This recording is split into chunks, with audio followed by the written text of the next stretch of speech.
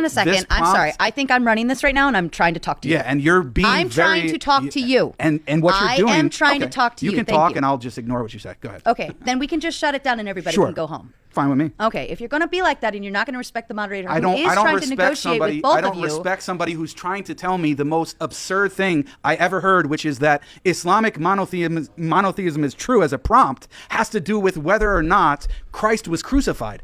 It's absolutely retarded. But he is and the fact that you're trying to defend that as a moderator means that you're retarded too. I'm not defending that. Yeah, what I am doing right now, right here, is telling you where he was going. He was trying to take you. He went nowhere to the actual prompt. God damn it. I'm here to talk. I'm here to help you. What do you want me to do? You're not helping. You're actually making it more difficult by making claims that have nothing to do with the prompt. But see, you said it had nothing to do with it. He said, "Oh, I apologize. I made that presumption." So he maneuvered, and now he went to something else. Oh that my had nothing to fucking do God! with it. Can you listen for 1 second? Okay, I'm not. He maneuvered, and then you said, "Oh no, why are we moving to this?" And then he maneuvered, and then you said, "Oh no, why did we do this?" We'll go to the next person who actually wants to debate whether or not Islamic monotheism is true, or I think I've been doing that. You haven't at all. The thing of it is I've been it's trying still to his arguments to make. And his argument, I'm responding to and explaining how it has nothing to do with the prompt. No, all you're saying is that has nothing to do with it. Move on. No, that but has nothing to do with it. I explained why it had nothing to do with it.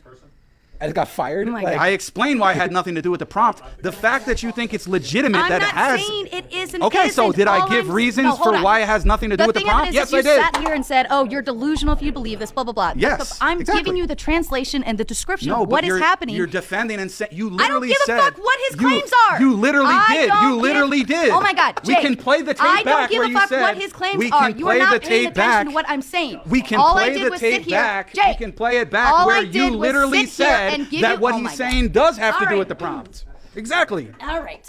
Yeah, I'm going to go take a little break. Good. You can step in. That's ridiculous. So what I wanted to do was to attack the idea of Islamic monotheism by saying it has to come from either reason or from revelation.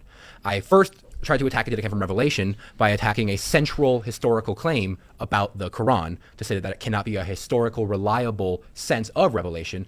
And that he tries to cite this idea of like you take an exam and if you get one question wrong, then it doesn't mean you're wrong about everything else. And I agree that wouldn't make the Quran wrong about everything else, but it does mean that that exam that has one question wrong on it can't be the answer key. And so the Quran cannot be the infallible revelation that you've received.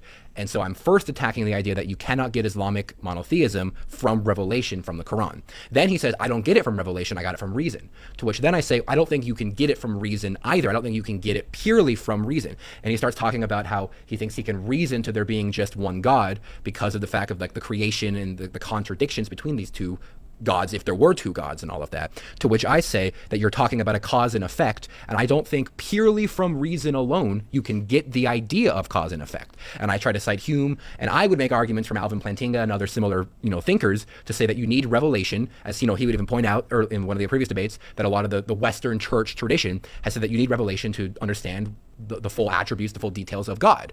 And so I say, do you get it from revelation or do you get it from reason? And I think, as the moderator was trying to point out, he kind of hopscotched between the two and thought that neither of my attacks on it were reasonable, because when I say I'm attacking the concept of revelation, I'm saying this is an unreliable source of revelation, he says it's not relevant, I get it from reason. Then when I'm attacking the idea that you can get it purely from reason, he starts going back to the Quran, and then he kicked the moderator out. So that, to me, that's what I thought happened.